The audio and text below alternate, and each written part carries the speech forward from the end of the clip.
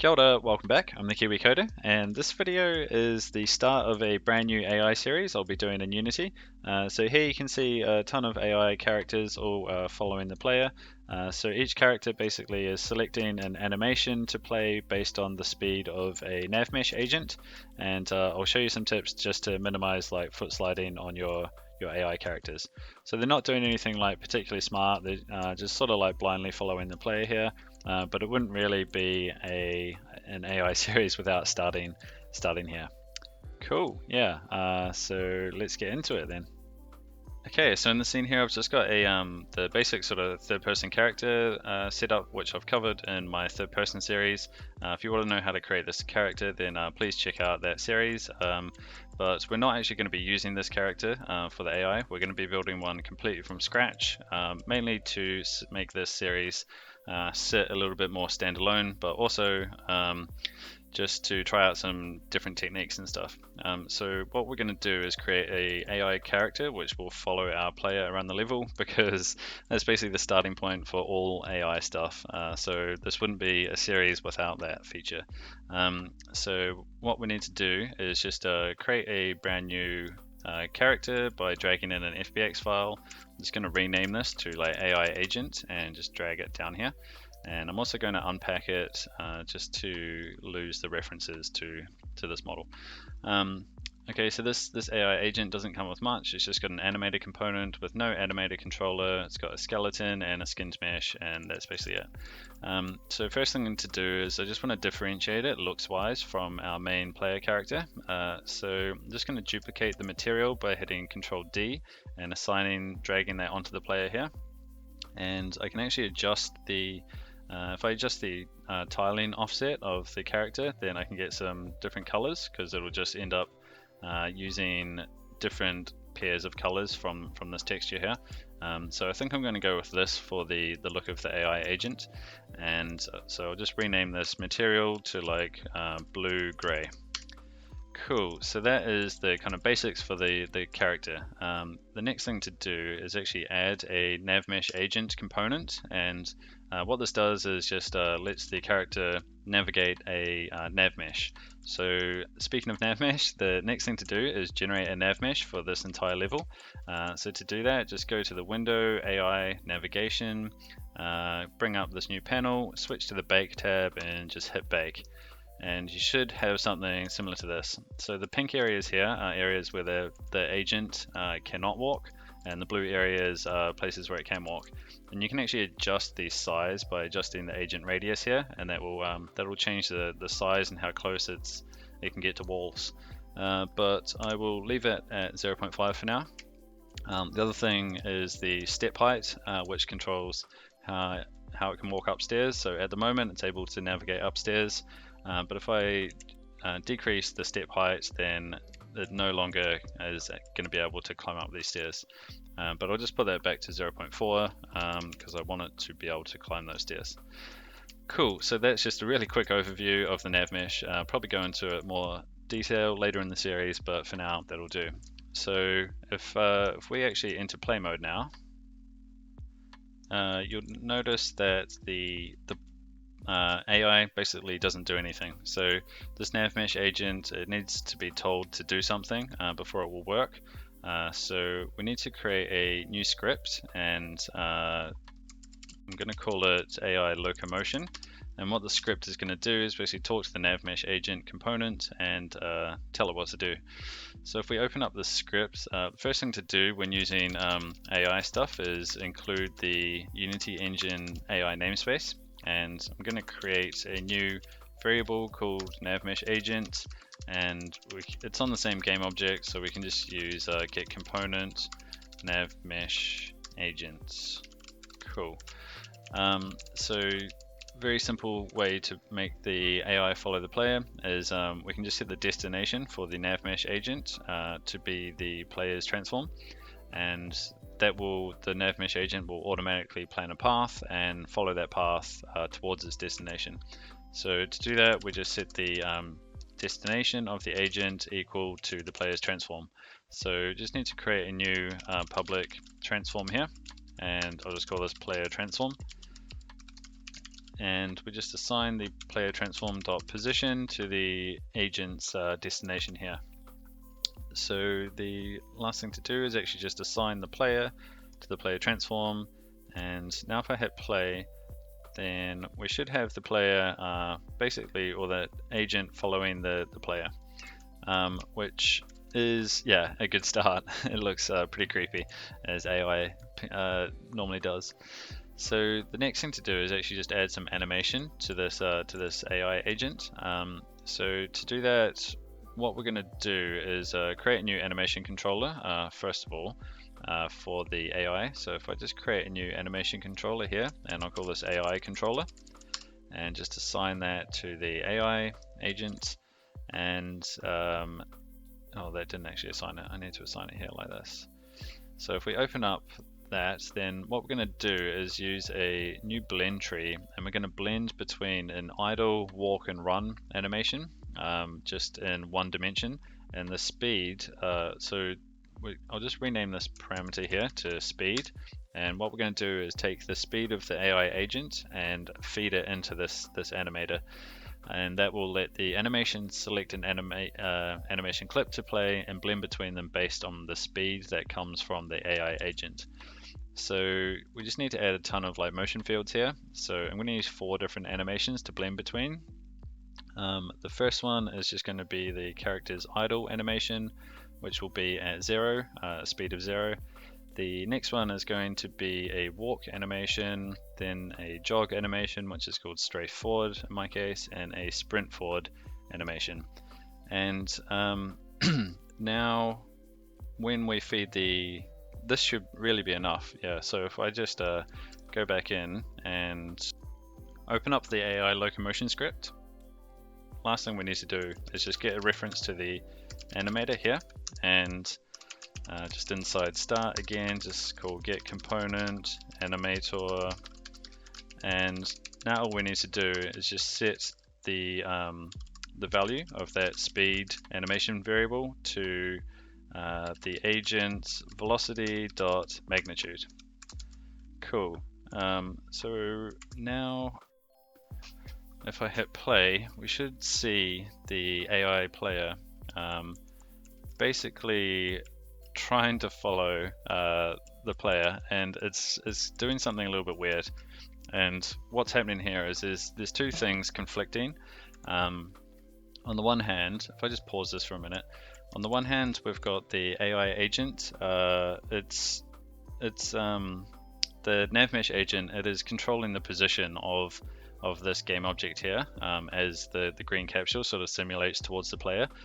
And then there is another thing that is trying to control the position, and it's when we play an animation, because we've got root motion set, that's also moving the position of the game object. So we just need to uncheck root motion, and yeah, now the player or the AI agent kind of it looks okay, but there's a fair bit of foot sliding, as you can see here, and we can fix this up. And so if I just come out of play mode, I'll just deselect root motion. The way to fix this up is if you open up your blend tree, these threshold values here, they should actually correspond to, well, it depends what value that you're feeding in. So in this case, it's a speed value, which is coming from the AI agent.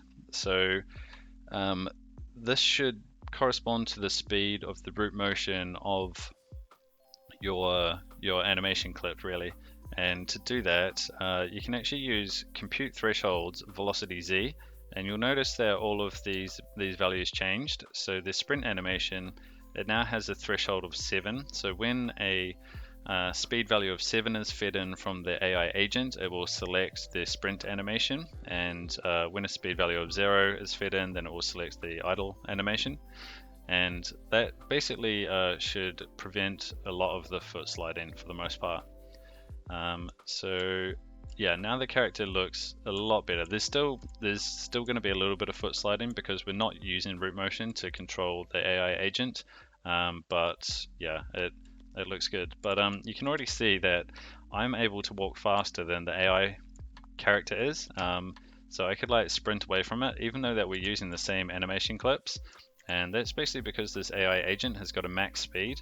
So this max speed value here should be set, probably, it is sort of up to you, but I like to pick the maximum value here that you have for your fastest animation. That just means that the AI agent is actually able to reach the top end of its animation range, if that makes sense. So if I just paste that value back in here, and if I walk backwards now, you can see that the AI is actually following me much more closely now. There is still a little bit of kind of weirdness going on when you sort of walk around it and stuff, but that is, we can actually fix some of that. So let me just come out of play mode, and I'll just paste that value in here to remember it. Yeah, so the next thing to kind of figure out is that turning. So what I like to do is actually put the character up here, and if I push play then and escape, we can actually watch the AI agent sort of bump into walls and try to navigate this area. And it's a little bit hard to kind of debug why the agent is sort of doing that. So one useful thing that I find to do is actually create a debug component. So I'm going to call this debug NavMeshAgent. And what we're going to do is just draw a bunch of the properties of this NavMeshAgent into the scene using gizmos. So if I just open this up now, so the first thing is just add the using Unity engine.ai namespace, and we need to get a reference to the NavMeshAgent here. And inside start, it's just going to call get component NavMeshAgent like this. If I can type properly, I'll get there eventually. Cool. So instead of update, just need to change this to on draw gizmos, and this is like a special function for doing debug rendering, which will appear in both the game view and the scene view, which is quite handy. So what I want to debug draw is these properties on the agent. So there's things like velocity, desired velocity, and the other one I'm going to debug render is the path. So you just need to create like 3 different flags for each of these. So like velocity, public bool, desired velocity, public bool, path. And inside on draw gizmos, we can just check if that flag is set, then use gizmos.color equals color.green and gizmos.drawLine. And what I want to do is just draw it from the agent's position to the agent's position plus the agent's velocity, like that. Cool. So that will draw a green line in the direction of the velocity of the agent. So you can do a similar thing for the desired velocity. There's also a desired velocity property on the agent. And finally, just for the path, it's a little bit more complicated. First, I'm just going to get the agent's path from the agent.path. And what we're going to do is draw a line between each corner of the path and draw a circle at each corner of the path. So to draw a line between it, we just need to get a previous corner, and we'll just start that from the agent's position. And now we just need to loop over each corner in the agent path dot corners. And what we can do now is get the current corner. Well, I guess we have the current corner here. So we can just call like gizmos.drawLine from the previous corner to the current corner, and gizmos.drawSphere, I think, draw sphere at the current corner using a radius of 0.1, and finally just set the previous corner equals to the current corner. One more thing is just also set the color equal to, I think I'm going to use black. Whoops, not gizmos.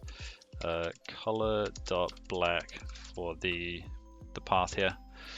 Cool. So now if I hop back into Unity, should have a ton of new properties here. And if I go into play mode now, and I can basically toggle on this path property here, and we can see the path of the agent. And I can also toggle on these two things, and this is basically what I wanted to show. Oh, I forgot to change the color of the desired velocity. I'll just set that to red so I can actually show you the difference between the two. Come on, Unity. go to play mode, and yeah, so if I just toggle the path and all three of them on, now you can see that the red line is the desired velocity and the green line is the actual velocity. And you can see that the green line takes some time to actually align with the desired velocity. That basically means the character is not turning fast enough. So I can show you this again. If I just drag the player across here, the AI will plan a new path, and yeah, you can see that that green line it's taking time to align with the red one, which is why the player is bumping into the walls, and it's really obvious there, and especially coming up this ramp. So to fix that, it's really easy. All we do is just increase the angular speed of the character.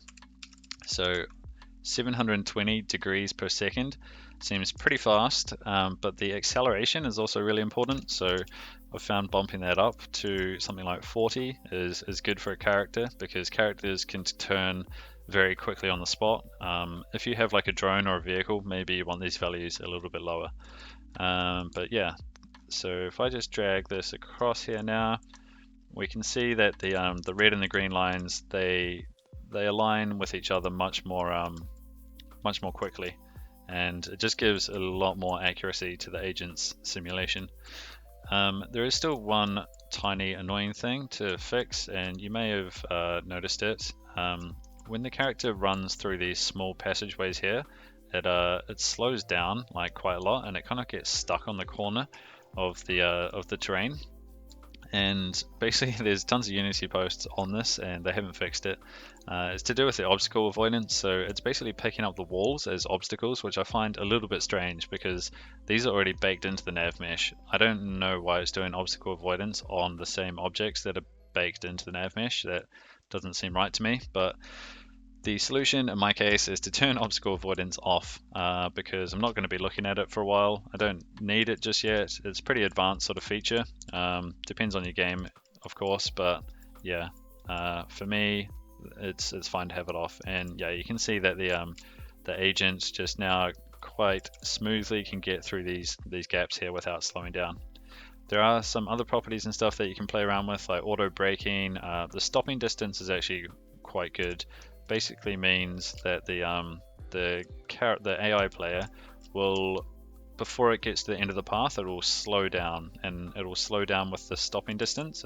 At 1 meter, it will start slowing down, which basically can mean, like if I set that to something like 5, for example, just means that the agent will stop before it reaches the end of the path, which can look quite good in certain circumstances. So if we just wait for this to finish, then I think, yeah, so now it's stopping like 5 meters off. Cool, so the final thing is, so currently we're just setting the position every single frame, which is okay for sort of basic just testing purposes, but it's quite an expensive operation, and you can actually see what happens. If I walk sideways, see how the player is like glitching like really hard. Might be hard to tell on YouTube, I'm not sure yet. But it's basically like strobing, and the reason for that is just because of this operation here. This is actually quite expensive. It triggers a path plan on the Nav Mesh every frame, which we definitely don't want to do. So we want to limit the amount of times that we do this. So I'm going to create 2 new properties, one called like max time and one called max distance. And what we're going to do is basically create a timer, and I'll actually initialize these as well. 1 second and 1 meter.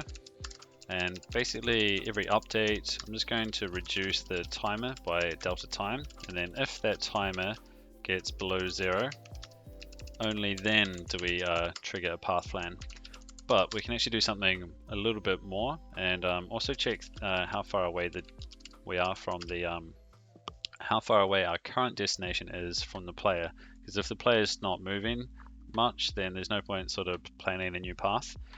So we can just check that by taking the player transform dot position minus the agent dot destination, and you could just use magnitude and then do like if distance is greater than the max distance, or it probably should be called min distance, but whatever.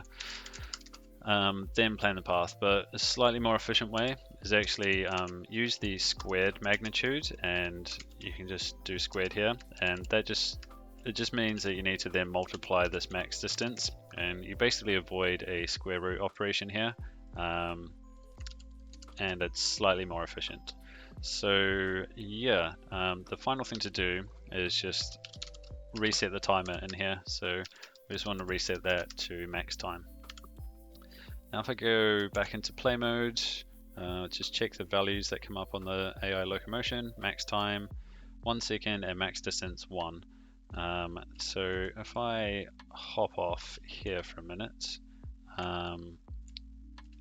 basically the player is only going to adjust its path every second, and you can tune exactly how often you want this to be. Maybe you do want it to be like really frequent, but it will yeah, it starts to look a little bit weird. But again, if you want your AI character to follow the player this closely, you don't need to use path planning, because it's over such a small distance. So when the player gets close to the character, you could switch to a different mechanism rather than planning a path, and I'm hoping to cover more of that stuff in upcoming videos. But yeah, for now just leave it at 1 second, max distance 1. Yeah, I mean that's fine. The most important bit is we're not calling that destination so frequently. Cool, yeah, so that's it for this video, guys. If you have enjoyed it and you want to stay up to date with this AI series, there'll be more videos on their way, so hit the subscribe button, hit the bell notification icon, and you'll be informed as each new video comes out. If you've enjoyed the video, please hit like. Yeah, it really helps the channel.